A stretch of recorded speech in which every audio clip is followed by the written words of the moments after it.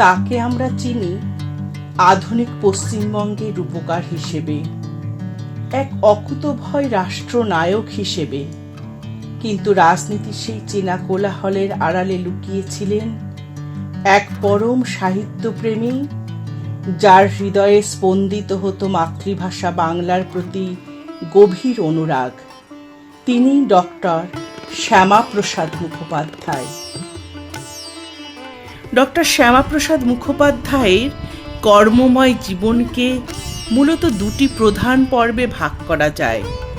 প্রথম পর্বটি ছিল সম্পূর্ণভাবে শিক্ষার ক্ষেত্রে উৎসর্গীকৃত এবং দ্বিতীয় পর্বটি ছিল রাজনীতির ময়দানে সমর্পিত।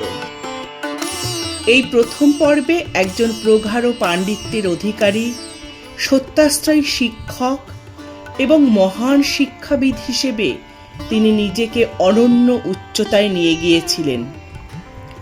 1901 সালের 6 জুলাই কলকাতার এক উচ্চ মর্যাদা সম্পন্ন ব্রাহ্মণ পরিবারে জন্ম ডক্টর শ্যামাপ্রসাদ মুখোপাধ্যায়ের।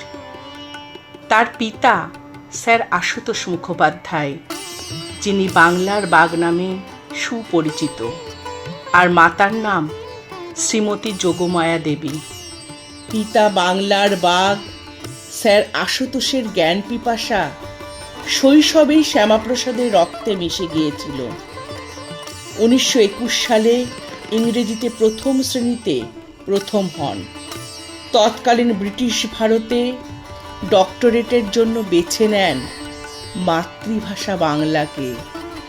1923 সালে বাংলায় এমএ পরীক্ষায় প্রথম শ্রেণীতে প্রথম হয়ে তিনি প্রমাণ করেন মাতৃভাষার প্রতি তার ভালোবাসা কতটা গভীর ছিল।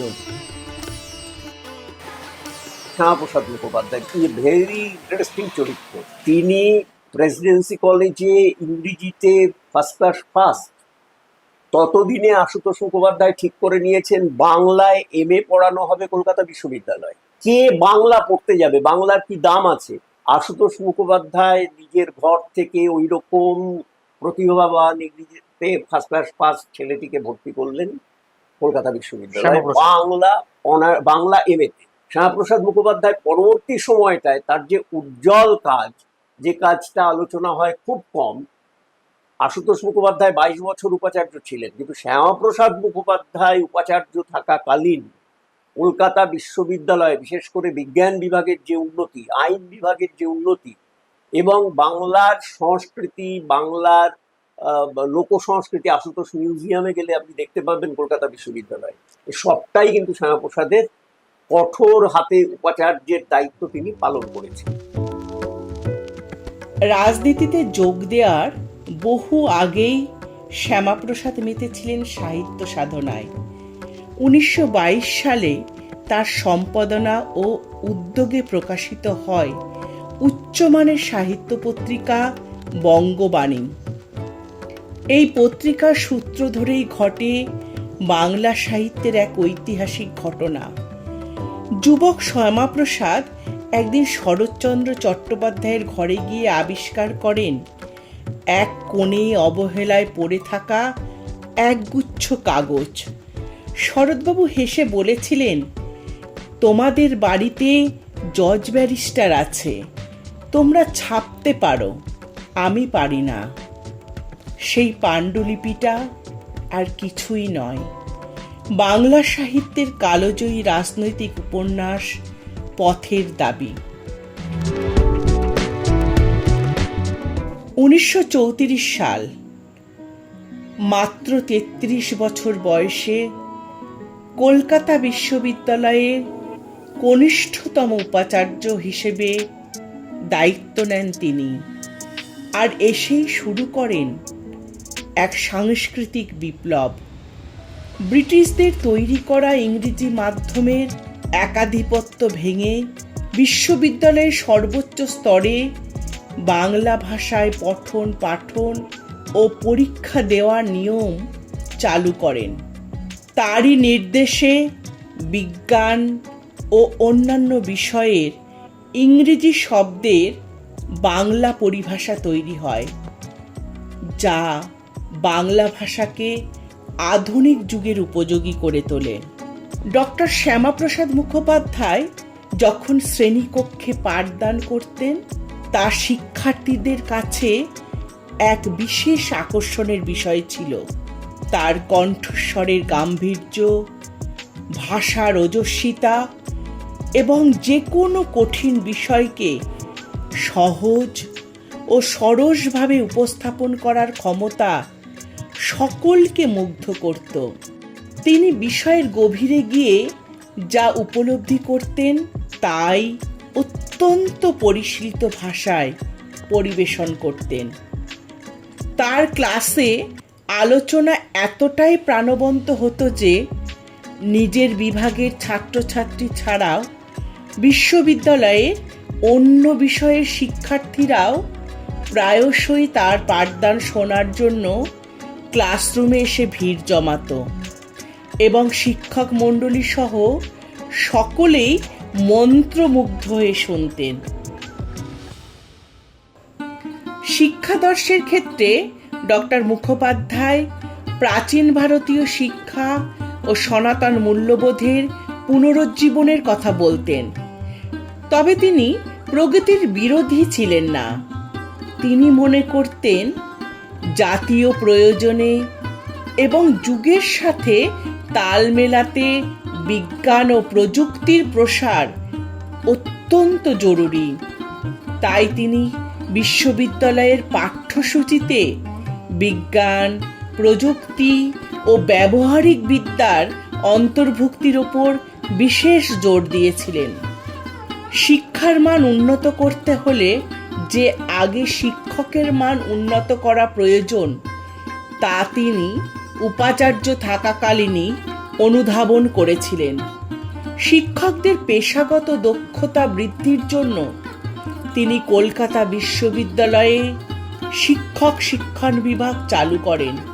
এর পাশাপাশি শিক্ষকদের সুবিধার্থে স্বল্পমেয়াদী কোর্স এবং ছুটি বা অবকাশকালীন বিশেষ প্রশিক্ষণ সূচির ব্যবস্থা করেন, যা তৎকালীন শিক্ষা ব্যবস্থায় এক দূরদর্শী পদক্ষেপ ছিল। তিনি মনে প্রাণে বিশ্বাস করতেন যে শিক্ষার বুনিয়াদ শক্ত করতে হলে মাতৃভাষার কোনো বিকল্প নেই।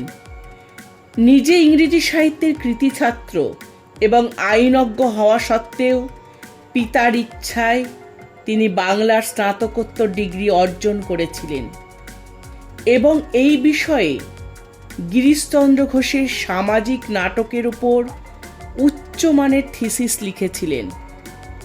শিক্ষক ও উপাচার্য হিসেবে তিনি ইংরেজি মাধ্যমের একাধিপত্য ভেঙে বিশ্ববিদ্যালয়ের সর্বোচ্চ স্তরে বাংলা ভাষায় পঠন পাঠন ও পরীক্ষা গ্রহণের ঐতিহাসিক ব্যবস্থা করেন।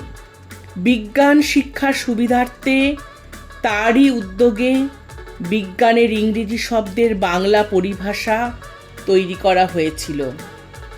মাত্র 23 বছর বয়সে কলকাতা বিশ্ববিদ্যালয়ের সিন্ডিকেট সদস্য এবং 1934 সালে মাত্র 33 বছর বয়সে কনিষ্ঠতম উপাচার্য হিসেবে দায়িত্ব নিয়ে তিনি শিক্ষা ব্যবস্থায় আমূল পরিবর্তন আনেন।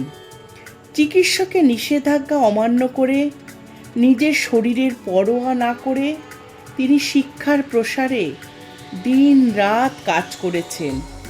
অনুত্তীর্ণ ছাত্রদের পুরো বছর নষ্ট হওয়া থেকে বাঁচাতে কম্পার্টমেন্টাল পরীক্ষার ব্যবস্থা এবং ম্যাট্রিকুলেশনে বয়সের কড়াকড়ি তুলে দিয়ে তিনি শিক্ষার্থীদের কাছে একজন পরম হিতৈষী শিক্ষক ও অভিভাবক হয়ে উঠেছিলেন। 17 ফেব্রুয়ারি 1937 পরাধীন ভারতের ইতিহাসে এক অবিস্মরণীয় দিন। ডক্টর শ্যামাপ্রসাদের বিশেষ আমন্ত্রণে ও ব্যবস্থাপনায় কবিগুরু রবীন্দ্রনাথ ঠাকুর কলকাতা বিশ্ববিদ্যালয়ের সমাবর্তনে প্রথমবারের মতো সম্পূর্ণ বাংলা ভাষায় ভাষণ দেন। কোনো বিশ্ববিদ্যালয়ের আঙিনায় মাতৃভাষার এই স্বীকৃতি ছিল তৎকালীন সময়ে এক যুগান্তকারী মেলবন্ধন। শ্যামাপ্রসাদের সাহিত্য চিন্তা সংকীর্ণ গণ্ডিতে আবদ্ধ ছিল না। উপাচার্য হিসেবে তিনি হিন্দি ও উর্দুর মতো ভাষারও প্রসার ঘটিয়েছিলেন। কবি কাজী নজরুল ইসলামের সাহিত্য ও সঙ্গীতের প্রতি তার ছিল গভীর অনুরাগ ও ব্যক্তিগত পৃষ্ঠপোষকতা, যা তার অসাম্প্রদায়িক মননশীলতা ও উদার সংস্কৃতির পরিচয় বহন করে। এত সঠতা, এত যে ব্যথা, তবু যেন তা মধুতে মাখা। এত সঠতা, এত যে ব্যথা, তবু যেন তা মধুতে মাখা। ভুলে কেমন। তিনি শুধু সাহিত্যের পৃষ্ঠপোষক ছিলেন না, সমকালীন ইতিহাসের একনিষ্ঠ লেখকও ছিলেন। 1943 সালের মানবসৃষ্ট দুর্ভিক্ষের প্রেক্ষাপটে তিনি রচনা করেন 50-এর মন্বন্তর। তার ব্যক্তিগত ডায়েরির সংকলন লিভস ফ্রম এ ডায়েরি এবং অ্যাওয়েক হিন্দুস্তান বইগুলোর পাতায় পাতায় জড়িয়ে আছে তার গভীর সমাজ চিন্তা, জাতীয়তাবাদ এবং সাহিত্যের প্রতি নিখাদ অনুরাগ। ডক্টর শ্যামাপ্রসাদ মুখোপাধ্যায়ের জীবন কেবল শিক্ষা ও রাজনীতির গণ্ডিতেই সীমাবদ্ধ ছিল না। তার চরিত্রের অন্যতম শ্রেষ্ঠ দিক ছিল মানব প্রেম এবং সমাজ সেবা। সাধারণ মানুষের দুঃখ দুর্দশায় এবং দেশের যে কোনো সংকটকালে তিনি ত্রাণকর্তা হিসেবে অবতীর্ণ হতেন। বাংলার ইতিহাসের অন্যতম ভয়াবহ বিপর্যয় ছিল 1943 সালের দুর্ভিক্ষ বা 50-এর মন্বন্তর। তৎকালীন ব্রিটিশ সরকার এবং প্রশাসনের চরম ব্যর্থতায় যখন লক্ষ লক্ষ মানুষ অনাহারে মারা যাচ্ছিলেন, তখন ডক্টর শ্যামাপ্রসাদ মুখোপাধ্যায় নীরব দর্শক হয়ে থাকতে পারেননি। রে রে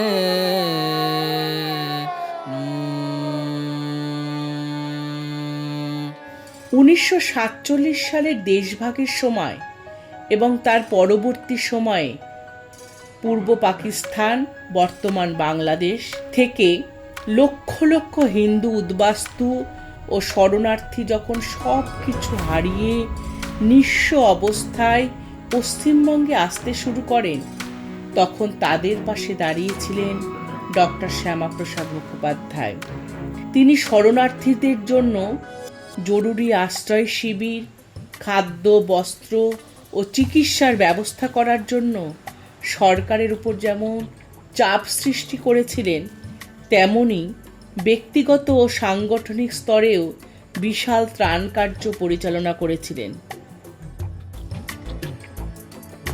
পূর্ববঙ্গের সংখ্যালঘুদের ওপর হওয়া নির্যাতন ও পুনর্বাসনের প্রশ্নে নেহেরু সরকারের উদাসীনতার প্রতিবাদে তিনি 1950 সালে কেন্দ্রীয় মন্ত্রিত্ব পর্যন্ত ত্যাগ করেন, যা প্রমাণ করে সমাজসেবা ও মানবতার প্রশ্নে তিনি কতটা আপোষহীন ছিলেন।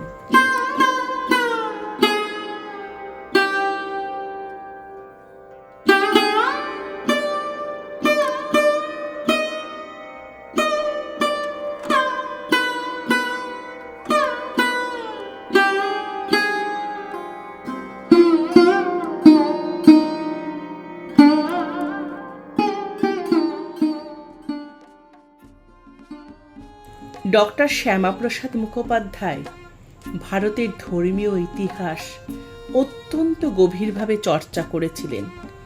তিনি বিশ্বাস করতেন সব ধর্মের মূল বাণী হল মানবতা।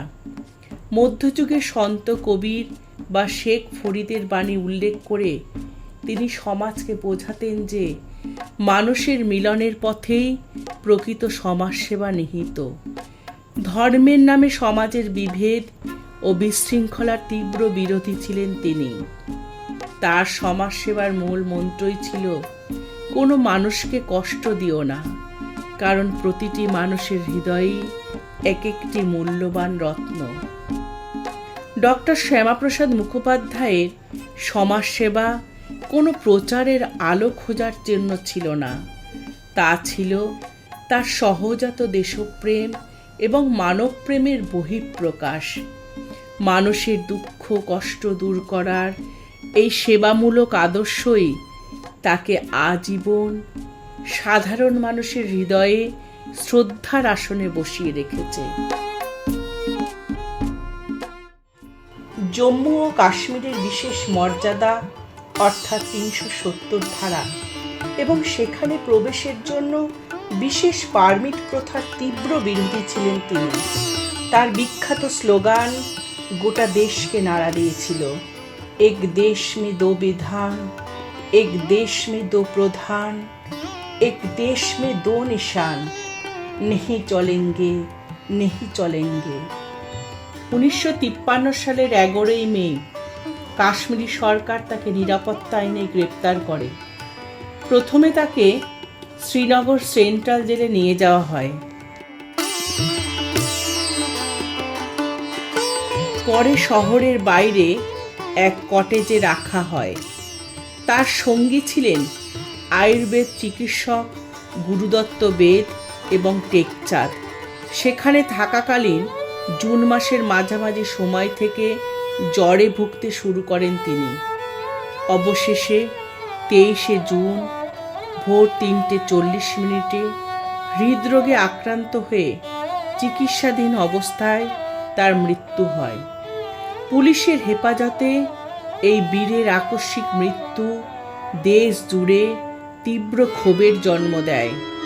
তার মাতা যোগমাই দেবী নিরপেক্ষ তদন্তের দাবি জানালেও তৎকালীন সরকার তা নাকচ করে দেন। ফলে তার মৃত্যু আজও এক অমীমাংসিত রহস্যে ঘেরা। ভুলি কেমনে আজও যে মনে বেদনা শনি রহিল আকা, ভুলি কেমনে আজও যে মনে বেদনা শনি রহিল আকা, আজও সজনী দিন রজনী সেবিনে গণি সকলে ফাঁকা, ভুলি কেমন।